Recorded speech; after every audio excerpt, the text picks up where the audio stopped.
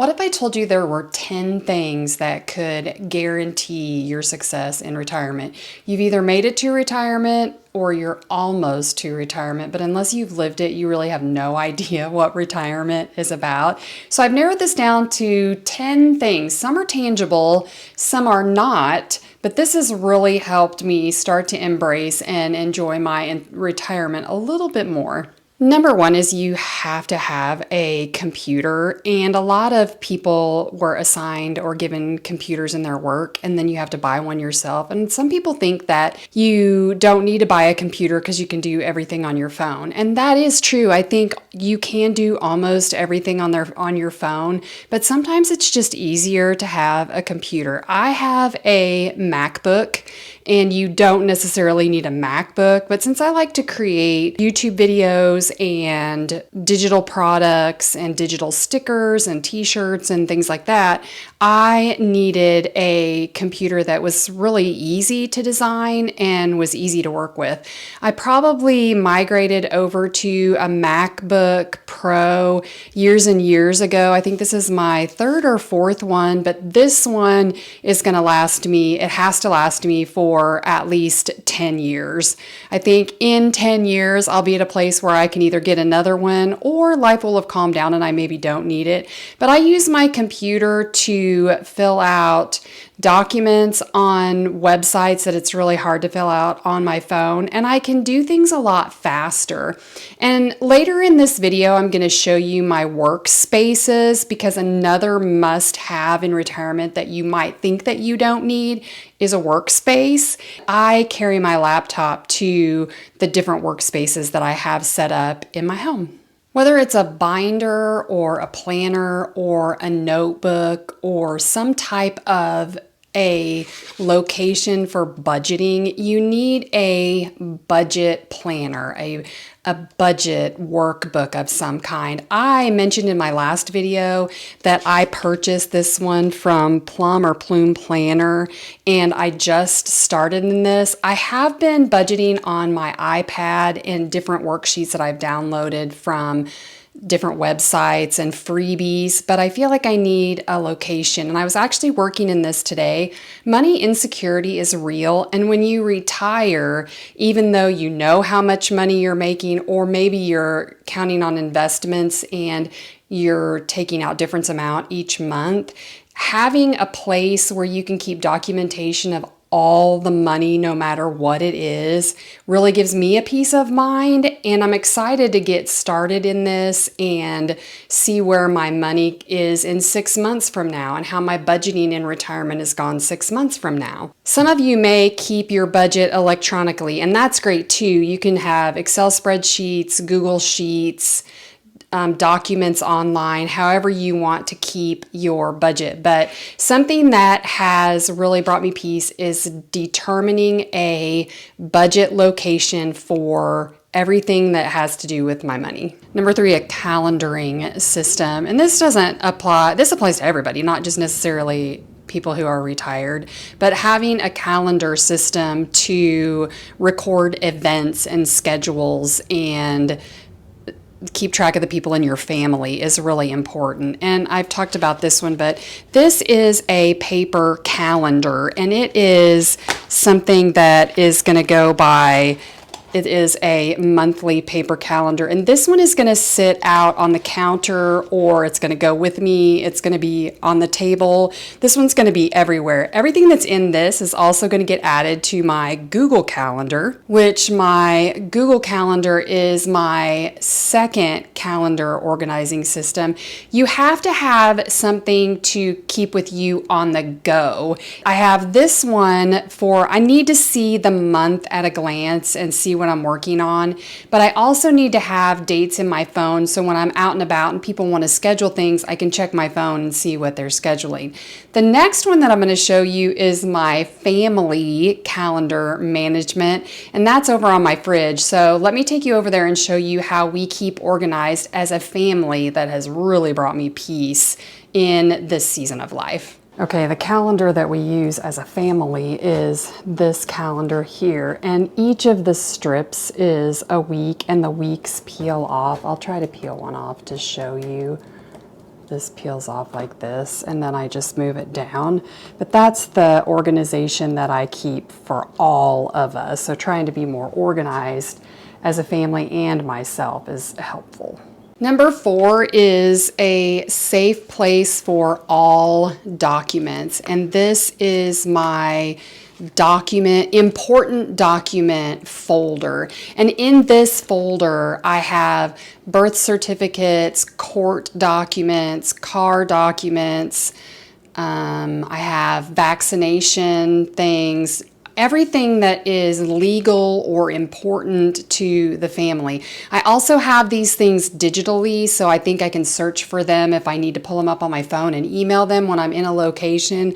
Another reason it's important to have this is that I'm of the age where if something happens to me, my kids need to know where everything is. I know that sounds morbid. You have to also understand that I lost my little brother and I lost my dad in motorcycle accidents, and accidents are just that. You don't expect them to happen. You have to figure out all of this stuff if the person isn't planned. Well, obviously they hadn't planned. My dad was older and he had a plan. But as a single mom, I need to have something for my kids or the people around me to go to in case of an emergency or in case of an accident. And that's why I have this. Again, it's not necessarily because I'm retired. It's just an important documents folder that is going to be helpful if people need to get to those documents. Even though you're not working, you still need a spot in your house to work, whether it's journal or read the paper or read books, someplace just to work. And I'm going to show you 3 places in my house that I consider workplaces. My kids also use these as their workplaces, so we kind of alternate around to the different ones. My kids also sit at the counter when they do their homework or they do their schoolwork. And then I'm going to show you a spot that I'd like to have a workplace. I'm just not like a carpenter or crafty or DIYer that can make what I'm thinking of to put in this place. I'd love to have a spot in my bedroom where I can close the door. When my daughter moves out, if that happens and she's literally gone or moved into her own home or her own apartment, then I would use her bedroom as an office or a studio to do these videos. But I don't want to do that to her until she is settled in her own place. I just think kids need a place to come home to. And some of my friends have, just the minute the kids moved out, they redid their room or made it into a guest room, and I just can't bring myself to do that. That's down the road. So let me show you the 3 places in the house that I do most of my work. This is my first workstation, and this is where I like to work almost every day. It's convenient because I can put all of these things that you see on top of the table under the table whenever we are using it or having dinner. This is my second work area when I don't have a deadline, a personal deadline, or I want to feel more retired. This is my casual work area. The hard part about my casual work area is the dog. You can see the dog always lays right there and it's hard to get things done. But this is where I work when I want to still feel a little bit retired. One more spot I'd ideally like to make a work spot that would be in my room, since we have such a small house, would be this wall right here going into the bathroom. What I'd like to do is put like a table or a desk like right along there, but that folds down and folds back up. Because obviously close to the bathroom door like that, you can't. If there was a desk right here, I'd have to like go out and around to get around. But this would be an ideal workspace that I have like my own spot, and I'm not in the kitchen or the living room around the kids, and I can be kind of away from things. You need a good bag, and I actually thought that my new bag was going to be here today and I could show you. This is the bag that I've had for probably 3 to 5 years, And it's just a good bag that holds my laptop, my wallet, my Stanley water bottle, my drives, all the things, my calendars, my planners. This is the bag that I've had. The problem is that it is hard to, this isn't big enough to slide my elbow through. I've ordered a backpack. This is so that I can take this to coffee shops, to friends' houses, to Bible study, to substitute teaching, or the reason I got a backpack is just overnight trips or those short trips, so I don't have to take like my suitcase or a rolling suitcase, but I feel like you need to have a good bag. All right, I'm super excited to share this with you. This brand, Teddy Blake, reached out to me and offered to ship this to me for sharing it with you guys. And this is a luxury brand and it is a wallet, and I'm gonna open it for you guys. The only thing that I spend fair price for are purses and wallets. Once a year, maybe once every 2 years, I get a new purse or a wallet. I know that's shocking. Women love purses. Well, I'm not that way. I choose something that's high quality and it's gonna last a really long time.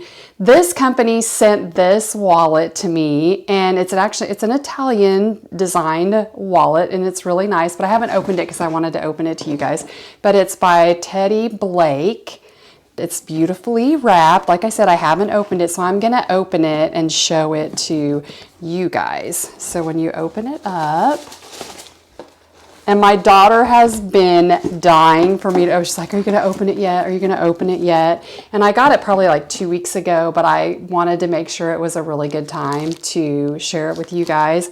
I'm gonna open this and then I'm gonna show it to you, but I'm gonna sign off for a second and cut it out of all of this plastic.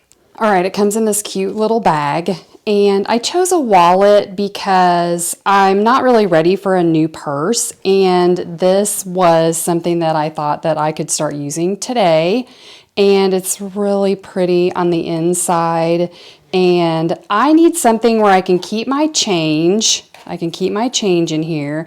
I have a few cards. I don't carry a lot of cards. Cash, I for sure need a place to put my cash.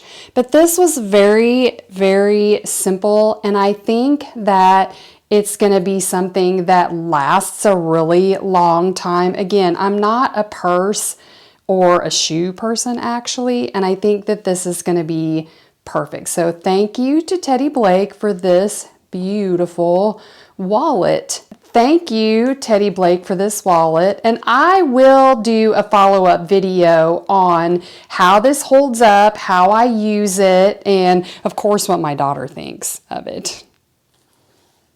Next, you need an organization station. I think when we quit working, we just decide we're not going to work anywhere. We're not going to work at home. We're not going to work at all. I needed a place that had my pens, pencils, paper, rulers, calendars, my iPad, my computer. Yes, this is the kitchen table. Whenever I'm not using this, I put everything under the kitchen table.